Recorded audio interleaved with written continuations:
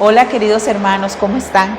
Es un gusto poder llegar hasta sus hogares en este día y disponernos todos en un mismo sentir, a glorificar y exaltar el nombre de nuestro Dios. Quiero invitarle para que oremos en este momento y dispongamos nuestro corazón. Gracias Señor Jesús por la oportunidad que nos das de estar reunidos a través de esta forma virtual. Gracias porque tú has provisto los medios. Señor, queremos pedirte, Padre, que tú hables a nuestro corazón, que tú permitas que cada día te exaltemos donde quiera que estemos, Señor, y sabiendo que tú eres un Dios perdonador, un Dios que nos ama, un Dios que nos enseña. Queremos también exaltarte con todas nuestras acciones, con todo lo que hacemos. Padre, quiero que bendigas a cada familia que está reunida, que está ahí presente. Señor, que tú seas con cada uno de ellos, que tu Espíritu Santo sea en sus vidas en este momento. En el nombre de Jesús, amén. Quiero leer para ustedes y me encanta este salmo. Voy a leer los primeros versículos. En el Salmo 1 dice: qué alegría para los que no siguen el consejo de los malos, ni andan con pecadores, ni se juntan con burlones, sino que se deleitan en la ley del Señor, meditando de día y de noche.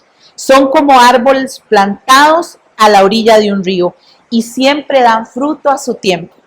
Y sus hojas nunca se marchitan y prosperan en todo lo que hacen. Seamos como esos árboles frondosos y que siempre estemos agarrados de la mano del Señor. Hermano, si usted no nos ha podido acompañar a los servicios presenciales, quiero invitarlo, puede hacerlo a partir de los lunes a mediodía. Usted puede entrar al link de la iglesia en su página y puede reservar. Y si no pudiera, por alguna razón, pues no se deje de conectar. Quédese siempre en contacto con nosotros a través de este medio. Si también quiere ofrendar, quiero motivarlo para que lo pueda hacer y vamos a dejar acá el link o la forma como puede hacerlo.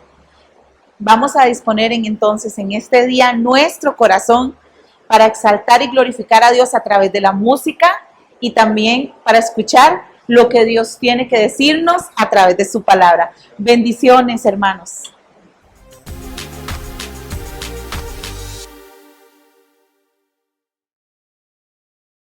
Saludos iglesia, hoy quiero compartirles un poco de cómo ha sido mi adaptación acá en Bosnia. Rafa, al tener más tiempo, pues él ya está más acostumbrado, más adaptado, entonces solamente les voy a compartir mi parte. Hay 4 cosas que quisiera compartir con ustedes. La primera es la cultura. La cultura bosnia se asemeja mucho a la cultura de Costa Rica en cuanto a lo que son las relaciones, la importancia que para ellos es compartir tiempo con vos. Entonces eso me ha facilitado, digamos, las cosas. Pero al mismo tiempo esto puede ser un poco abrumador porque ellos son muy demandantes en cuanto a lo que esperan de vos en cuanto a la relación. Entonces sí hay que aprender a hacer un balance de eso. Y algo negativo o un desafío en cuanto a la cultura es el tema de que ellos son un poco negativos tal vez a la hora de ver las cosas, o sea, siempre están hablando de las cosas que están mal, de lo que no les gusta, entonces eso puede ser un poco abrumador, digamos, pasar mucho tiempo con ellos y escucharlos todo el tiempo en eso. La segunda es el tema del idioma. El idioma es un idioma súper diferente al español, también es muy diferente al inglés, entonces sí ha sido un proceso bastante difícil, digamos, en mi caso para poder aprenderlo, pero pues sigo trabajando, son 2 años y medio y digamos que ya me defiendo un poco. La tercera es el tema de la comida. La comida de acá es bastante rica, digamos, son sabores muy diferentes a los nuestros y es algo por lo menos que a mí me gusta, entonces no es que es algo difícil de adaptarnos, digamos, pero sí hay muchísimas cosas que no encuentro que hay en Costa Rica, por ejemplo, los plátanos maduros, acá no hay y eso obviamente se extraña. Y la última es el tema del clima. Ahí sí tengo que decir que sigo luchando con el tema del invierno. Son inviernos bastante largos y los últimos pues han sido un poco fuertes, entonces sí es algo que no disfruto tanto, pero bueno, creo que mi cuerpo ya se ha ido adaptando, entonces también ahí poco a poco se ha hecho un poco más fácil. Entonces eso sería algo que les quiero compartir, nada más. Les seguimos agradeciendo por el apoyo que nos han dado, les agradecemos por sus oraciones también, tanto para nosotros como para este país. Un abrazo, chao.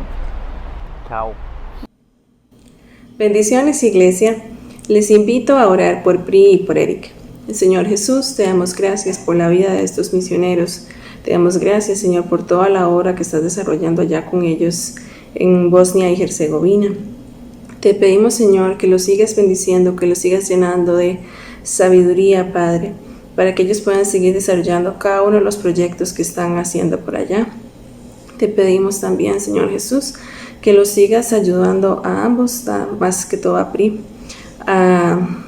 a este nuevo país, Señor, en el que ellos están, tanto por su cultura como por su idioma, que nos comentaba PRI, que es bastante complejo. Así que te pedimos que ella pueda seguirlo aprendiendo y que, Padre, que también los ayudes a adaptarse a este clima. Sabemos que especialmente el invierno es lo que es más difícil para ellos. Así que te pedimos también, Señor Jesús, que los ayude, Señor, que su cuerpo se adapte también a estas condiciones. Y te damos gracias, Señor, por ellos. Bendícelos, Padre, en cada área de sus vidas. En el nombre de Jesús. Amén.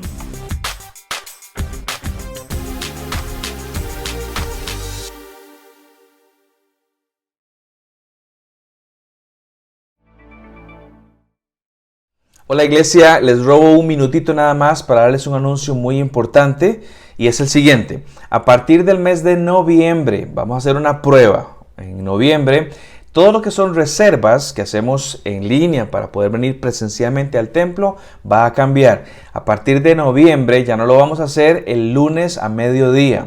Ahora va a ser el jueves a mediodía. Jueves a mediodía, ya no el lunes. Si usted entra el lunes, no va a estar activado hasta el jueves. Quiero explicarles por qué. Hay muchas cancelaciones, todavía hay campos que la gente reserva y luego no va. Y parte de lo que algunos han dicho es porque el lunes todavía no tienen proyectado qué va a pasar el sábado y el domingo siguiente. Así que de pronto hay restricción o de pronto algo pasa en la familia. Entonces queremos acortar ese tiempo para que sea un poquito más fiable, que si yo reservo el sábado pueda ir el sábado o el domingo pueda ir el domingo. Así que yo quiero que sepan eso durante el mes de noviembre y diciembre. Vamos a explorar eso durante el fin de año. Vamos a hacer las reservas el jueves, ya no lunes sino jueves, y esperamos reducir ese porcentaje de personas que reservan y no van al templo. Así que yo quiero pedirles a todos los que hacemos esto que podamos ser responsables al respecto. Yo sé que hay gente que le salen cosas en el camino, pero jueves nos va a ayudar un poquito más a tener más claro lo que va a pasar en nuestra agenda el viernes, el sábado y el domingo. Así que sé que he sido 3 veces ya, pero voy con la cuarta. A partir de noviembre las reservas van a darse en día jueves, ya no en lunes, sino día jueves. Dios me los bendiga, mis hermanos. Sigamos disfrutando en el Señor juntos. Chao. Es un gusto saludarles desde aquí. Queríamos compartir con ustedes unas alabanzas como lo hemos hecho los últimos días y vamos a iniciar este tiempo con un versículo. Está en Salmos capítulo 9, versículo 1 y 2 y dice: Te alabaré, oh Jehová, con todo mi corazón, contaré todas tus maravillas, me alegraré y me regocijaré en ti, cantaré a tu nombre, oh Altísimo. Y vamos a orar para iniciar este tiempo. Gracias Dios porque eres bueno, gracias porque tu misericordia está ahí todos los días para nosotros, tu fidelidad nos sostiene Dios y te ponemos este momento en tus manos, que lo que vayamos a cantarte sea agrado para ti Dios y que nos ayude a recordar tu palabra y el sacrificio que has hecho por nosotros en la cruz, Dios. Gracias porque podemos cantarte libremente y que a pesar que estamos lejos, Dios, podemos sentirnos acompañados en esta familia espiritual que es tu iglesia. Amén.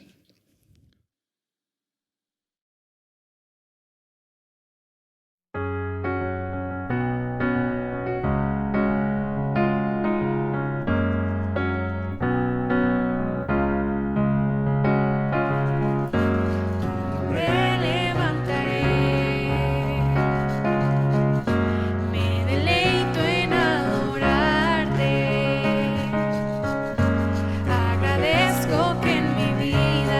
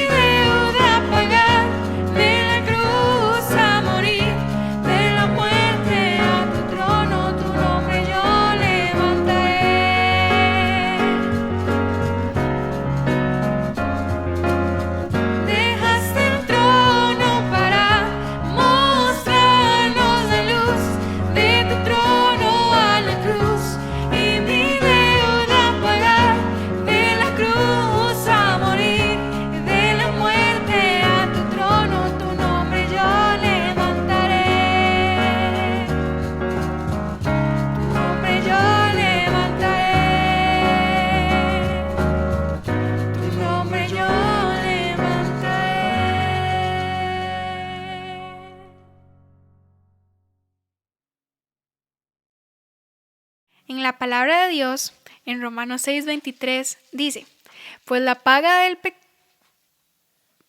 pecado es la muerte, pero el regalo que Dios da es la vida eterna por medio de Cristo Jesús nuestro Señor.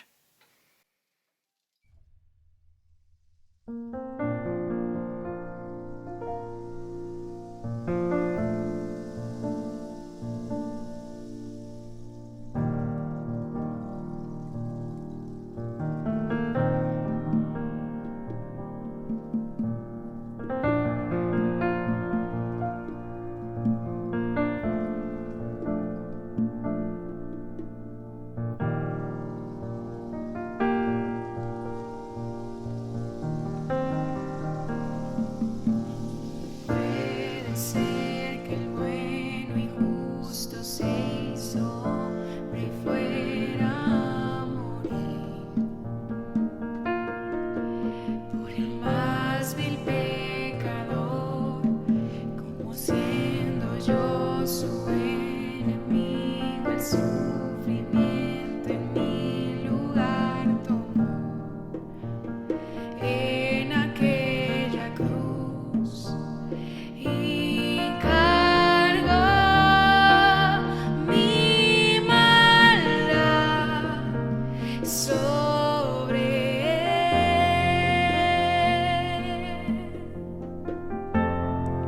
Su rectitud por la fe mía es.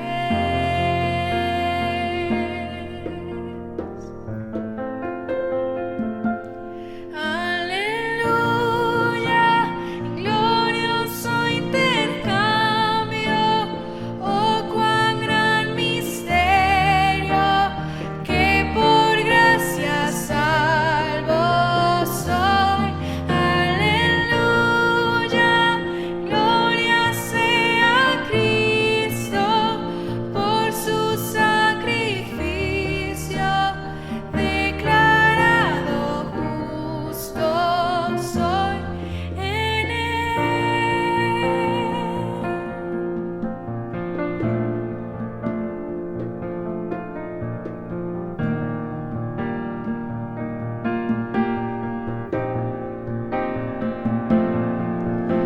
¿Cómo es posible que en Jesús, como a su Hijo, Él me recibió?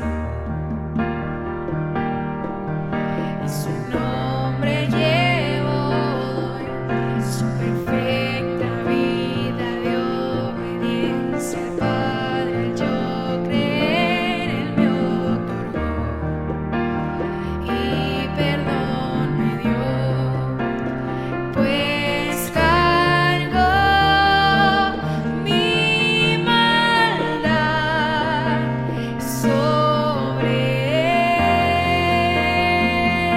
él.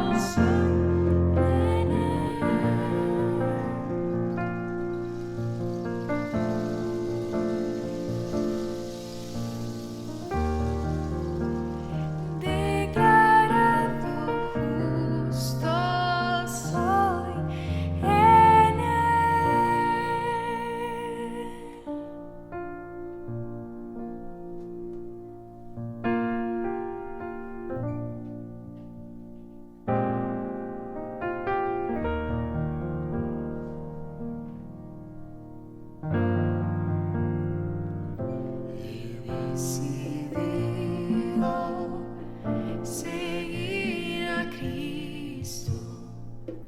He decidido seguir a Cristo. He decidido seguir a Cristo. No vuelvo atrás, no vuelvo atrás. Si otros vuelven, yo sigo a Cristo. Si otros vuelven, yo sigo a Cristo. Si otros vuelven, yo sigo a Cristo. No vuelvo atrás, no vuelvo atrás. He decidido seguir a Cristo. He decidido seguir a Cristo. He decidido seguir a Cristo. No vuelvo atrás, no vuelvo atrás. La cruz está ante mí, el mundo atrás quedó. La cruz está ante mí, el mundo atrás quedó. La cruz está ante mí, el mundo atrás quedó.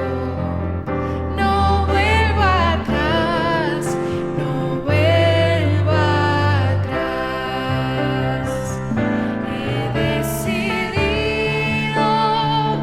seguir a Cristo. He decidido seguir a Cristo.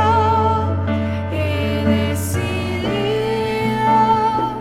seguir a Cristo. No vuelvo atrás, no vuelvo atrás. No vuelvo atrás, no vuelvo atrás.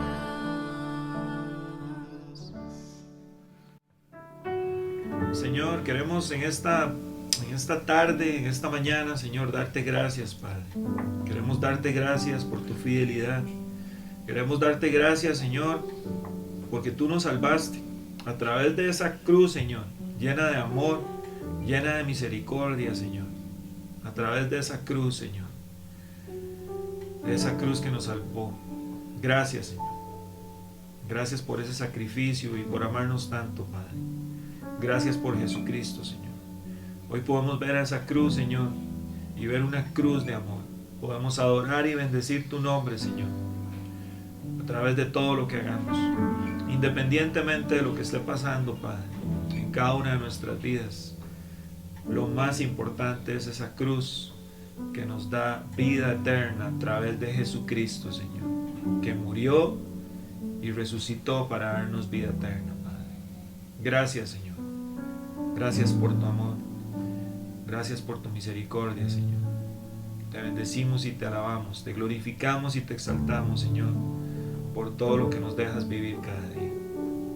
Oramos a ti agradecidos, Señor, en el nombre de Jesucristo. Amén.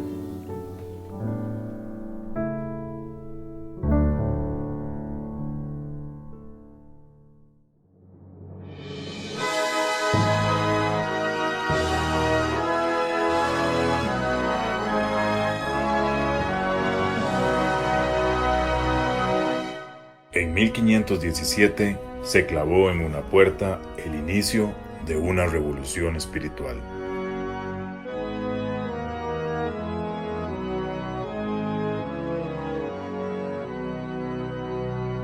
La Biblia fue devuelta una vez más a la gente para quien fue escrita.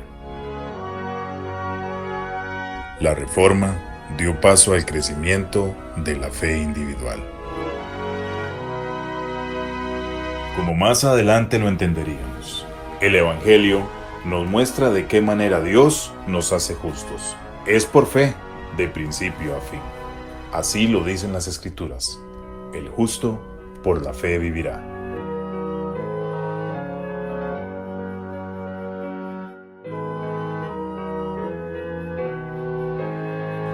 Octubre, mes de la Reforma.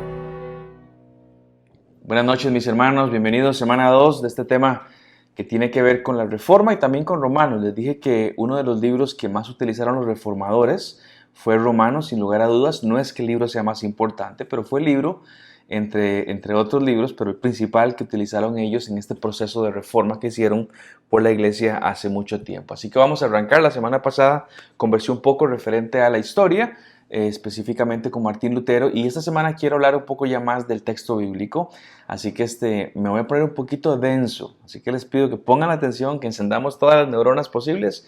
El tema no es complicado, pero hay que conversar un poquitito porque es un poquito denso. Así que, como les decía, Romanos fue una carta clave para los reformadores y confrontó de alguna manera sus corazones y su espíritu, creo yo, que fue guiado por el Señor, pero los confrontó a ellos para hacer las cosas que hicieron. Una de las preguntas esenciales que dan origen a la Reforma y todo esto que conocemos como la Reforma Protestante, la hacía Martín Lutero y le molestaba esa pregunta. Tenía que estar constantemente haciéndosela, esa pregunta que estaba en su cabeza. Y la pregunta es, ¿cómo puede un hombre pecador acercarse a un Dios justo? Puede que para usted, para mí sea sencillo responder esto, pero para ellos no era tan simple en aquel tiempo. ¿Cómo puede un hombre pecador acercarse a un Dios justo? Y repito, puede que hoy respondamos con cierta facilidad a esa pregunta, pero era una espinita clavada en la vida del reformador, en este caso de Martín Lutero, y no podía sacarla. ¿Cómo es posible? ¿Cómo es posible? Bueno, la pregunta tiene que ver con un tema enorme, pero enorme en la Biblia, y el tema es la justificación. Sé que la palabra no es nueva para muchos de ustedes, pero quisiera que la lleváramos a decir, ¿qué es lo que yo entiendo por justificación? No sé si has escuchado esa palabra. Tal vez los más nuevos no, pero los más viejos la hemos escuchado. El tema no es ese, el tema es si sabemos definirla y si realmente podemos entender lo que llamaríamos hoy la doctrina de la justificación, porque créanme, es súper importante, ¿sí? ¿Qué significa esto? Porque es una de las doctrinas más importantes dentro del cuerpo llamado iglesia. Otro reformador llamado Juan Calvino, él decía con respecto al tema de la justificación, él decía, la justificación solo por fe es la bisagra sobre la cual todo gira en la vida cristiana. La justificación solo por fe es la bisagra sobre la cual todo gira en la vida cristiana. Y Lutero, mencionando a este tema, él también decía, la justificación es la doctrina sobre la cual la iglesia se sostiene o se cae. Si usted recuerda, en las 5 solas, expresiones que daban, la semana pasada hablábamos de la sola escritura.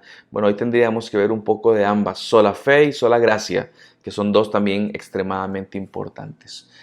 Así que quiero tomar el tiempo para explicarlo hoy, así que pongamos atención, que al final usted pueda explicar de alguna manera este concepto pero tan importante. Adelanto, sí, este tema es extremadamente amplio, porque lo que intenta este tema es entender las razones y el corazón de Dios. Bueno, eso es demasiado complejo, eso es demasiado gigantesco, así que si lo que estoy buscando es esto, diría no, algún día estaré con Cristo y algún día estaré aprendiendo esto en la eternidad, cómo es Dios, por qué hace lo que hace.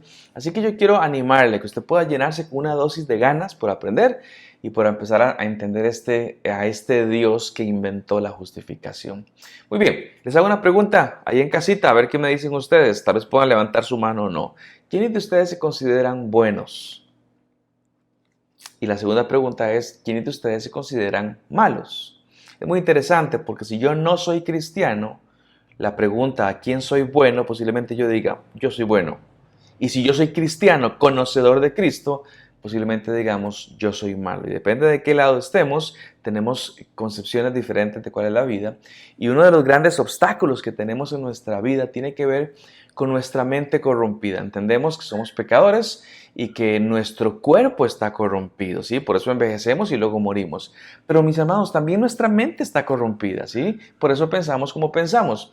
Y esta mente corrompida intenta, desde su pecaminosidad, entender cosas divinas. Es complejo, por eso ocupamos la ayuda del Espíritu Santo. Así que por eso digo que desde una óptica sin Cristo, la gente dirá, yo no soy tan malo. Y de una óptica con Cristo, conociendo quién es Cristo y su santidad, diremos, bueno, yo no soy tan bueno. Bueno, a la pregunta de Lutero, justamente esta, ¿cómo un hombre injusto puede, o pecador, puede acercarse a un Dios justo? La respuesta es bíblica, es simple. No puede. No puede acercarse al Señor, no puede. ¿Por qué no puede? Porque no soy tan bueno. Y déjenme decirles que esto sería correcto si no tomo en cuenta a Dios. Si únicamente tiene que ver con lo que yo hago desde mi lado, la respuesta es no puede un hombre pecador acercarse a un Dios justo. Pero como la justificación tiene que ver con la acción de Dios y no con la acción del hombre, es que esto de la justificación es posible. Recuerde esto, la justificación es un acto de Dios, ¿sí? Y si pudiéramos definirlo, justificación básicamente es poder presentarme delante de Dios y que Él me mire y Él diga, sí, justo, este es un hombre justo o una mujer justo. La justificación podemos sobresimplificarla de esa manera, que Dios me mire y Dios me mire diciendo, Esteban es un hombre justo, ¿sí? Y usted y yo vamos a batallar con la idea, no soy tan bueno toda la vida. Una vez que hemos conocido a Cristo, batallaremos todo el tiempo, yo no soy tan bueno durante toda mi vida y estaría en lo correcto. Por eso tenemos que obligarnos a poner la mirada en Dios, que es el que nos justifica, ¿sí? Ahora, rápidamente, entender qué es la justificación no me hace salvo, ¿ok? Cristo es el que nos salva. Esta doctrina la voy a entender en un plano racional, intelectual, pero la vivencia misma la da el Señor, la transformación la da el Señor. Lo que hoy quiero es que la entendamos y que Dios pueda transformar en nuestras vidas. Porque este era el tema en la cabeza de muchos fariseos. Sabían tanto de Biblia y de doctrina, pero su vivencia no era así. Ellos no habían sido transformados en sus corazones. Así que vamos a introducir este tema, pero de que recordemos que quien salva no es el conocimiento de este tema. El que salva es Cristo Jesús y ahora con Cristo deberíamos entender esta clase de temas. Bueno, a la pregunta de Lutero, ¿cómo un hombre pecador puede acercarse a un Dios injusto? La pregunta fundamental, digamos, de esta de Lutero podríamos replantearla de alguna manera y tal vez preguntar lo mismo con otras palabras y una pregunta posible sea, ¿cómo puede una persona pecadora sobrevivir al juicio final de un Dios justo y santo? Escuchen esto, ¿cómo puede una persona pecadora sobrevivir al juicio final de un Dios justo y santo? Y la respuesta es la misma para ambas preguntas. No puede, no puede, ¿sí? Esto lo decía David, hay un salmo hermoso que es el Salmo 130, y David decía lo siguiente, a ti, Señor, elevo mi clamor desde las profundidades del abismo. Escucha, Señor, mi voz, que estén atentos tus oídos a mi voz suplicante. Si tú, Señor, tomaras en cuenta, escuchen, si tú, Señor, tomaras en cuenta los pecados, ¿quién, Señor, sería declarado inocente? Pero en ti se halla perdón y por eso debe ser temido. Es una pregunta retórica que hace David. Señor, si tomaras en cuenta los pecados de las personas, ¿quién podría llegar delante de ti inocente? Una pregunta que tiene una respuesta. Nadie podría. Lo que David entiende en todo esto es que yo no puedo llegar al Señor, delante del Señor, a punta de las cosas buenas que yo hago, de mis justicias humanas. Por eso es que el verso 4 arranca con la palabra pero, diciendo, a pesar de que no se puede, a pesar de que no alcanza, él dice, pero en ti se halla perdón y por eso debe ser temido. Este es un tema que estamos hablando en el siglo XXI, pero noten que David ya desde hace 3000 años lo estaba planteando. Y ante la respuesta que encontremos, mis amados, tenemos que, como David, decir, generar un profundo temor a Dios. Por eso debe ser temido. Y recuerden que temor no simplemente es un miedo paralizante, es una conciencia de la santidad y de la bondad de nuestro Dios que nos lleva a una reverencia absoluta por la persona del Señor, al darnos cuenta, lo chiquitos que somos y lo grande que es el Señor, la santidad, la perfección, la limpieza que tiene el Señor.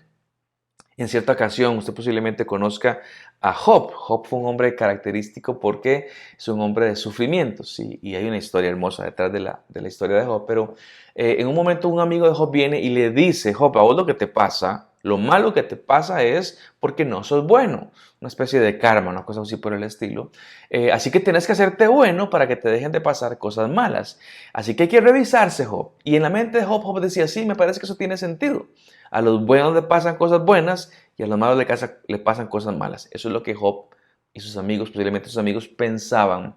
Pero el término es mucho más profundo. Vean lo que dice la palabra del Señor cortito. En Job 9, del 1 y 2, cuando le preguntan a Job. Entonces Job respondió, ante eso de portate bien para que te vaya bien, Job respondió: en verdad yo sé que es así, pero ¿cómo puede un hombre ser justo delante de Dios? O sea, yo entiendo que una vida en integridad debería darte bendiciones, pero ¿cómo hago?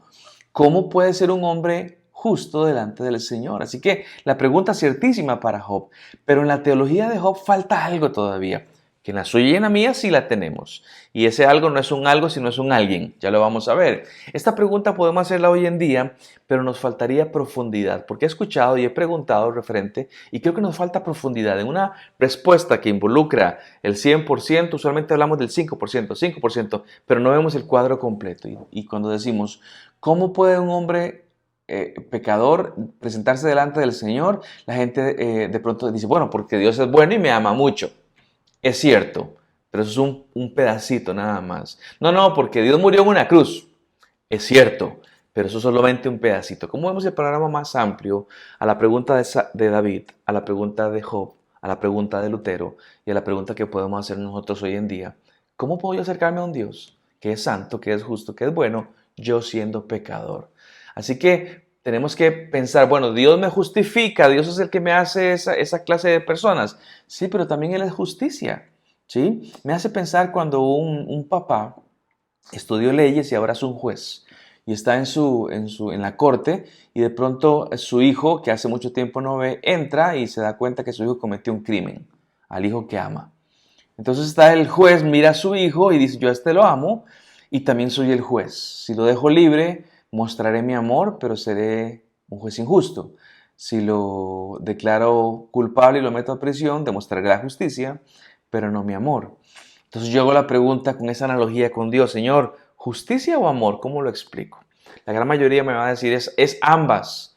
Sí, pero ¿cómo lo explico eso? Y por ahí viene el concepto de la justificación. Tratar de responder la pregunta, ¿cómo David, cómo Job, cómo Lutero, cómo puede un hombre injusto, pecador, acercarse a un Dios que es santo y perfecto? Bueno, déjeme definirlo para intentar aclarar un poquitito esto. Así que empecemos definiendo rápidamente lo que es justicia. Las traducciones romanas, que es de donde venimos con nuestra tradición milenial, las tradiciones romanas y latinas decían que justicia es hacer lo justo.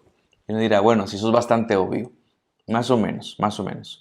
Por eso es que mucha gente se agarró de ese concepto, justicia es hacer lo justo, y lo trajo a la interpretación bíblica. Entonces lo que decían básicamente es que ser justo o estar justificado era hacer cosas buenas. En otras palabras, ser bueno. Aquí yo digo, ojo, pausa. El concepto que heredamos desde Roma, desde la iglesia latina, romana en aquel tiempo, era que ser justo o justificado es hacer cosas buenas. O sea, ser bueno. Y se pensaba que una vez que estoy en Cristo, ahora soy bueno. Y sé que la gran mayoría me ha escuchado hablar al respecto. Y mi tesis siempre ha sido, venir a Cristo no me hace bueno. Venir a Cristo me hace salvo, pero la bondad es otra cosa diferente. Por eso creo que esto de que venir a Cristo me hace bueno es un error de concepto. Porque a pesar de que todos sabemos de que estamos con Cristo, que estamos en Cristo, díganme si no, aún batallamos con el pecado. Todo el tiempo. ¿Por qué batallaré yo con el pecado si soy bueno? Y la respuesta es, porque no lo sos. Pero ya estoy justificado por el Señor. Sí, pero ser justificado no es lo mismo que ser bueno. Yo aún no me atrevo a decir, yo soy bueno. No sé si usted se atreverá a decirlo. Entonces tenemos que definirlo bíblicamente. Y otra vez, entonces la tesis es, ser justo no es ser bueno. Ser justo es ser justo. Sí, que no es lo mismo. Ser justo no es ser bueno. ser justo es haber sido justificado. Y esta palabra, la justificación, es un acto de Dios. Y solo Dios puede pronunciarme a mí como justo. Usted puede decirme, Esteban, vos sos una buena persona, pareces que sos un hombre justo. Yo te diría, gracias, pero no es tu opinión la que estoy buscando. Con mucho respeto digo esto. No quiero sonar grosero. Es solamente para la ilustración. Quien realmente debe de declararme justo o no es el Señor. En nuestra mente, sabiendo que justicia no es lo mismo que bondad. Ser justo no es igual a ser bueno. No es una obra mía, es Dios quien me declara o no me declara justo. Entonces, la justicia es un acto de Dios por medio del cual Él declara que somos justos. Y aquí viene una parte que no he mencionado, pero que es importante. Porque Cristo ya pagó la deuda que estaba sobre nosotros. Cuando Dios mira a un hombre o una mujer sin ningún tipo de deuda, Él dice, él o ella son personas justificadas. No, Señor, espérate, es que vos no la conoces, es malísima persona, es súper amargado. Sí, pero lo que Dios mira no es eso. Lo que está mirando es si esta persona tiene una deuda pendiente con la ley. Ya vamos a llegar a eso. Entonces, en pocas palabras, cuando hablamos de esto, estamos conversando que es una acción completamente del Señor, que es patrimonio de Dios, el decir Él quién es justo y quién no es justo. Y obviamente pienso en la cena del ladrón en la cruz, cuando el Señor lo justifica. Y uno dice, Señor, te equivocaste, vos no conoces a este hombre. Y Él le dijo, hoy estarás conmigo en el paraíso. ¿Qué es lo que pasó? Bueno, hablemos un poquito al respecto. Pero recordemos, ser justo no es ser bueno, ser justo es haber sido justificado. Y quiero que expliquemos un poquitito de qué es esto. Hay un pasaje hermoso que está en la segunda carta de Corintios. Y cuando el Señor declara justos a aquellos que reciben a Cristo, lo que se basa es, escuchen esto, en la justicia de Cristo. En otras palabras, Dios dice, Esteban, o quien sea ustedes, es justo, y lo que estoy viendo no es la justicia de Esteban, estoy viendo la justicia de Cristo para declarar a Esteban justo. Esa es una palabra que es la imputación, es que Cristo me hereda a mí la justicia. Y quiero leerles justamente por qué Jesús, que sí es justo, pone en mi cuenta su justicia. Y a través de su justicia, yo, sin haber sido justo, puedo ser declarado justo, puedo ser justificado. Vean lo que dice 2 Corintios 5:21. Al que no cometió pecado alguno, por nosotros Dios lo trató como pecador, para que en él recibiéramos la justicia de Dios. Si usted lee todo el contexto va a darse cuenta que vienen hablando de Cristo Jesús. Así que permítame releer el texto. A Jesús, que no cometió pecado alguno, por nosotros Dios lo trató a Jesús como pecador. Pero era justo, pero lo trató como pecador. ¿Para qué? ¿Con qué objetivo? Para que en Él, en Jesús, recibiéramos la justicia de Dios. ¿Sí? ¿Lo ven? El ser humano siendo justo por la justicia de Dios. Cristo pagando lo que se tiene que pagar para que sean declarados justos personas como usted o yo. Y aunque la justificación como principio se encuentra en toda la Escritura, se encuentra, uno de los pasajes para mí más claros y más importantes que describen la justificación en relación a los creyentes está en Romanos 3, que es la carta que les estaba conversando. Así que quiero leer un pedazo de Romanos 3, aquí me quedo hasta el final de la predicación, y quiero leerles primero todo el texto y luego desmenuzar un poco lo que dice la palabra del Señor. Dice así la Biblia. Pero ahora, Romanos 3:21, perdón, 3:21 del 21 al 26. Dice así la palabra del Señor, pero ahora, sin la mediación de la ley, se ha manifestado la justicia de Dios, de la que dan testimonio la ley y los profetas. Esta justicia de Dios llega mediante la fe en Jesucristo a todos los que creen. De hecho, no hay distinción, dice Pablo, pues todos han pecado y están privados de la gloria de Dios. Pero por su gracia, la de Dios, son justificados gratuitamente mediante la redención que Cristo Jesús efectuó. Dios lo ofreció como un sacrificio de expiación que se recibe por la fe en su sangre, en la de Jesús, para así demostrar su justicia. En el tiempo presente ha ofrecido a Jesucristo, Dios lo ha ofrecido, para manifestar su justicia. De este modo Dios es justo y a la vez el que justifica a los que tienen fe en Jesús. El texto es denso, estoy consciente de eso. Así que vamos a masticar un poquitito qué es lo que dice la palabra del Señor. El texto arranca con la expresión, pero ahora. Perdón, pero ahora. Y el pero es muy importante. Este pero, lo que pasa es que Pablo viene diciendo desde antes que la gente no es buena, que naturalmente la gente no es buena, que es un punto que hoy se discute. La gente dice, la gente es buena. No, la gente no es buena, dice la palabra del Señor. Así que acaba de decir, no hay justo ni siquiera uno. Bueno, si todos somos malos y pecadores, entonces ¿qué hacemos? Por eso Pablo empieza con la palabra pero. A pesar de eso, a pesar de que no somos buenos, a pesar de que no nos alcanza, a pesar de muchas cosas, pero, y por eso arranca diciendo, pero ahora, ¿sí? Dice el texto, sin la mediación de la ley, sin que la ley medie, sin que esté ahí metida, diríamos. Así que aunque la ley es preciosa, la semana pasada lo veíamos, y ella es una guía, pero cuando hablamos de salvación, la ley me mostró únicamente que yo era un pecador que merecía la muerte.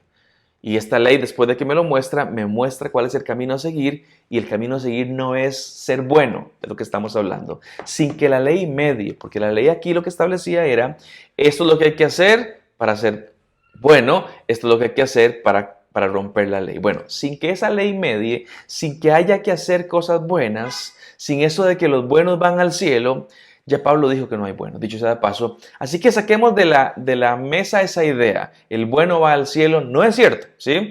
Por eso dice, sin la mediación de la ley se ha manifestado la justicia de Dios, de la que dan testimonio la ley y los profetas. ¿No se escucharon eso, sí?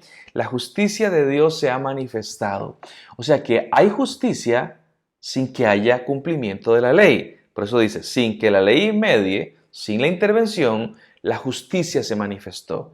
Pero un momento, yo pensé que ser justo era ser bueno. No, sin que esto de hacer bondad esté, ya hay justicia de Dios manifestada. ¿Cómo así? El texto me va a explicar que esta justicia tiene un nombre y fue descrita por la ley misma y por los profetas. ¿Y qué es esta justicia? Bueno, no es un qué, es un quién, es Cristo Jesús. Cuando Él se revela, la justicia de Dios aparece. ¿Cómo lo sé? Porque Pablo lo va a decir inmediatamente. Dios dejó ver a su Hijo Jesús, quien es 100% justo, no porque alguien lo justificó. Escuchen esto. Jesús no es como nosotros en el sentido de que Él fue justificado. No. Él no fue justificado porque Él siempre ha sido justo. Es su naturaleza. Él hace lo correcto. En Él no hay falla. En Él no hay mancha. Y que desde hacía siglos los profetas venían hablando de este Mesías justo que vendría por nosotros, sin que tuviéramos que cumplir la ley. El verso 22 dice, esta justicia de Dios, o sea, Cristo, llega mediante la fe en Jesucristo a todos los que creen. Vean, cuando el justo llega, que es Jesús, cuando el justo llega, nos hereda su justicia. ¿Cómo así? Y el texto dice, mediante la fe en Jesucristo. ¿A quiénes? A todos los que creen. Y la palabra creer acá es, en muchos otros lugares de la Biblia se traduce como tener fe. Lo cual es interesante porque podríamos leer el texto diciendo, esta justicia de Dios llega mediante la fe en Jesucristo a todos los que tienen fe. Entonces es una fe depositada en Jesús y es la que me da la justicia de Jesús. Y si soy justo por Jesús, entonces ya ahora no debo nada, porque Él me ha justificado. Él ha pagado lo que yo tenía que pagar. Yo no lo hice, pero lo hizo por mí y ahora soy justificado. Y entonces el lío en el cerebro de Martín Lutero vio luz cuando cambió su forma de pensar. Podría haber dicho Martín Lutero, entonces no hay que ser bueno para que Dios me acepte. No, Martín, pero me han enseñado toda la vida a ganarme el favor de Dios. Vean, y aquí entre nos, eso no nos sale demasiado bien, ganarme el favor de Dios. Yo puedo aparentar, pero en el fondo yo sé que no soy bueno. Y es tan absurdo como que un buen papá le diga a su hijo, mi amor, pórtese bien para que yo lo ame y usted se gane mi favor. Los papás sabemos que no es así.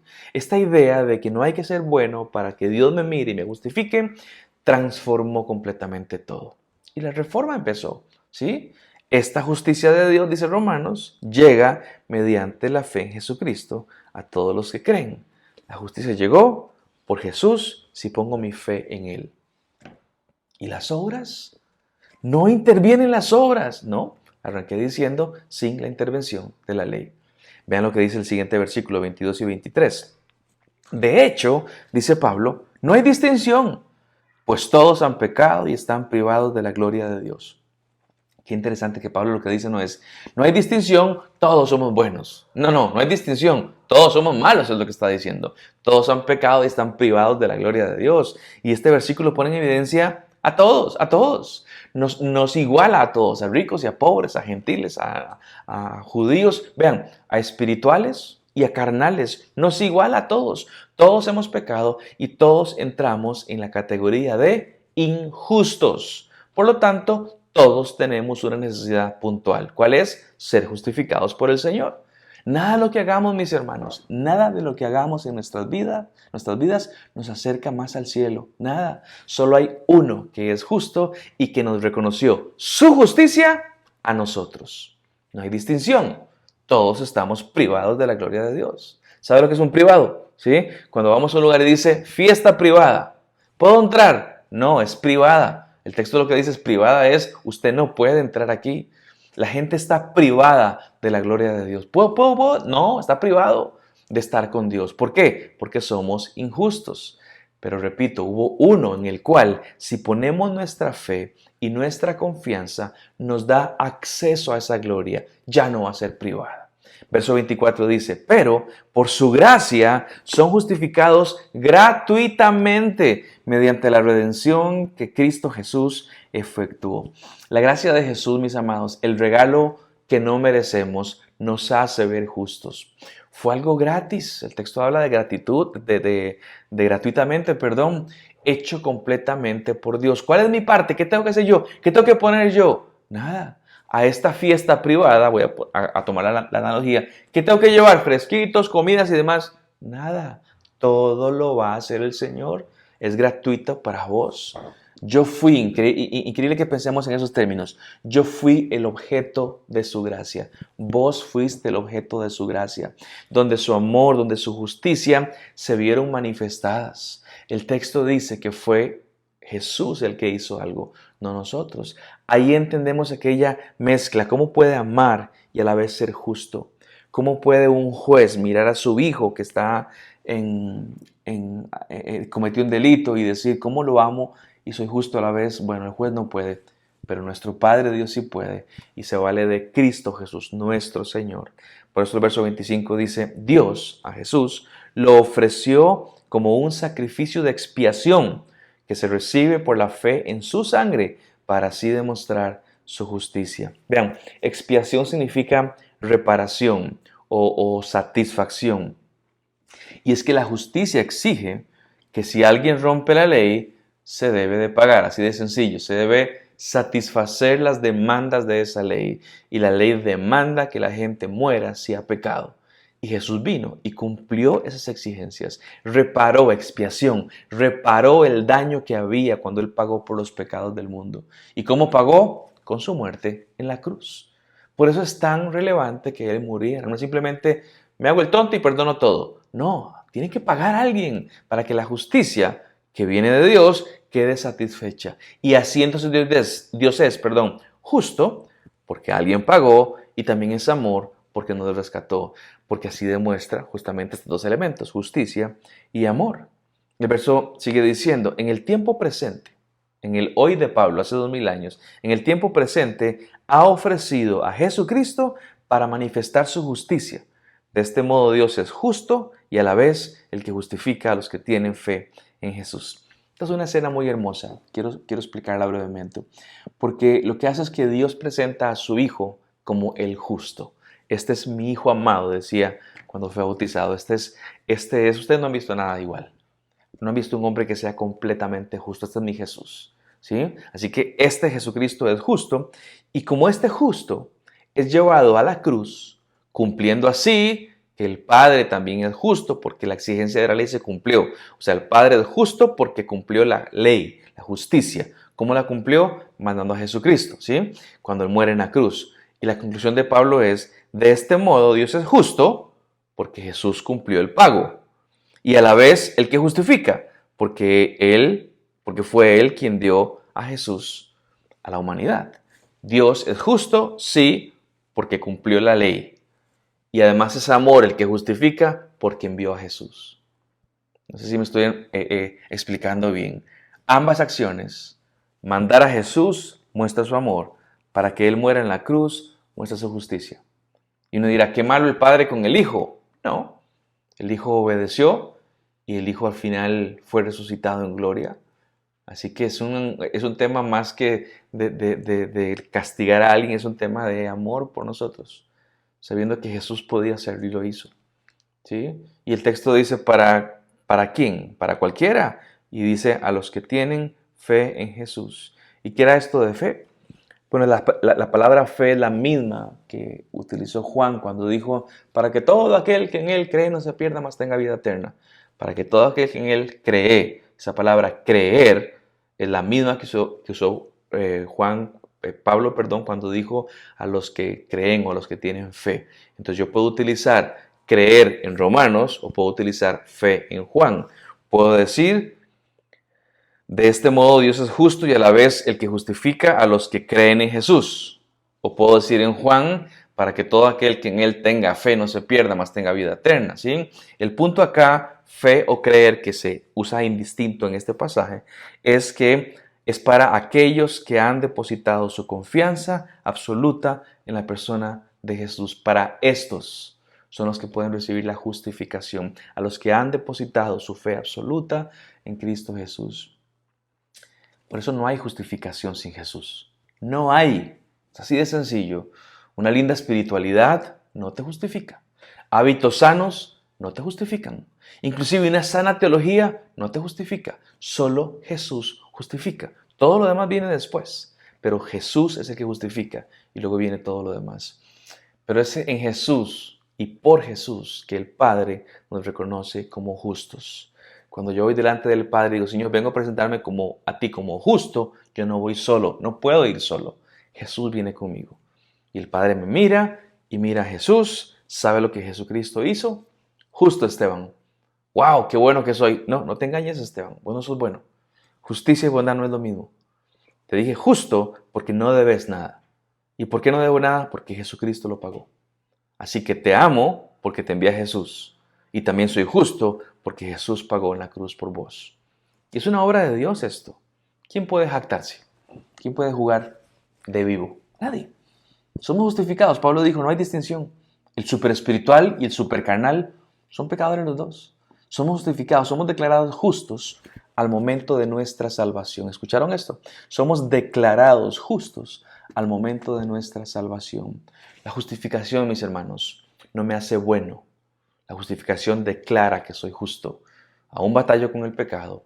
Y nuestra justificación procede de poner nuestra fe en la obra consumada de Jesucristo.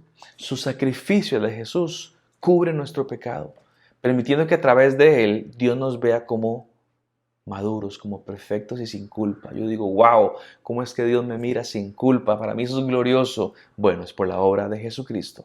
¿Para quiénes? ¿Para todos? No, para los que creen, para los que han depositado plena y absolutamente su confianza en Jesús.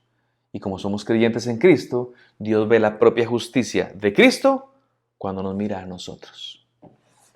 Un resumen rápido lo da Romanos 5, un par de capítulos adelante, cuando Romanos 5 dice, así que por la transgresión de uno vino la condenación a todos los hombres. De la misma manera, por la justicia de uno vino a todos los hombres la justificación de vida. ¿Saben quién es ese uno por el cual vino la transgresión para el mundo? Se llamó Adán. Luego estudiaremos del tema. El texto dice, así que, como por la transgresión de uno, de Adán, vino la condenación a todos los hombres, de la misma manera, por la justicia de uno, Cristo Jesús, vino a todos los hombres la justificación de vida. Es por la justificación que la paz de Dios puede reinar en nuestras vidas. Es por el hecho de la justificación que los creyentes pueden tener seguridad de salvación. Es por el hecho de la justificación lo que permite que Dios inicie el proceso de santificación en nuestras vidas. Hablaremos de eso en unos días. Una vez que soy justificado, arrancamos con mi santificación. Primero vino la justificación y ahora viene la santificación. Por eso mi pregunta de hoy para terminar es, ¿has sido justificado? ¿Sos una persona justa? No penses en bondad, es otra cosa. ¿Sos una persona justa? has sido justificado. A todos los que creen en su nombre, a los que ponen su confianza en Jesucristo, a todos los que declaran al Señor Jesús como Dios de sus vidas, a todos los que se arrepienten de sus pecados, a quien dice yo soy un pecador y mi pecado me condena y el Señor sería justo si me condena, pero pongo mi confianza en arrepentimiento en la persona de Jesús, creo en Él, confío en Él, que mi centro, mi mundo, mi todo es Jesucristo y lo sigo y demás. Él es mi Señor. Y cuando yo entiendo que soy pecador, pido perdón por el pecado y pongo mi confianza en Jesucristo, yo puedo decir ese día, en el cielo hay fiesta. Esto es una metáfora muy linda. ¿Por qué? Porque un pecador se ha arrepentido y ahora tengo esperanza. He sido justificado por Jesucristo. Esta es una doctrina importante, mis hermanos. Yo sé que hablamos muchas cosas, pero quisiera que usted pueda masticar. Y si luego quiere regresar a ver el video una vez más, lo puede hacer y volver a masticar esto. Yo espero que este concepto, que es el fundamento, poner la base en nuestras vidas, nos pueda ayudar con las siguientes 3 lecciones, que tienen que ver con el proceso de santificación y con nuestra vida, cómo debiera verse nuestra vida a la luz de esto que entendemos como la justificación. Señor, te doy gracias en esta noche, bendecimos tu nombre, Señor, decimos cosas buenas de ti, eso es bendecir. Tú eres un Dios justo, eres un Dios bueno, eres un Dios que justifica. Justo y que justifica, Señor. Eres amor y en ti se mezcla amor y justicia, Jesús. Gracias porque te entregaste por nosotros, porque viniste a la tierra a satisfacer las demandas que la ley tenía y la ley que fue escrita por ti, Señor, decía que la paga del pecado es muerte. Gracias porque tú viniste, Señor, y moriste en una cruz por nosotros y pagaste esa deuda, esa factura que le debíamos a la ley. Gracias porque cuando tú, Padre, nos miras a Jesucristo, Señor. Y no digo que tú pasas por alto el pecado porque tú lo conoces, inclusive hay disciplina por el pecado, pero mi salvación está segura en ti, Jesús. Gracias por esto y te suplicamos que en este momento de analizar y de pensar, tu santo amor nos pueda ayudar a evaluar nuestras vidas, en primer lugar en nuestra propia justificación, nuestra salvación, y más adelante en nuestro actuar de acuerdo a esa justificación. Te bendecimos, Jesús, te damos gracias y nos quedamos en esta noche en tus manos meditando y pensando en lo que hemos conversado. Oramos todo en esta noche, lo pedimos en Cristo Jesús, nuestro justificador. Amén y amén. Mis hermanos, gracias por escuchar y por aguantar. Dios me los bendiga. Nos vemos Dios primero en unos días. Chao.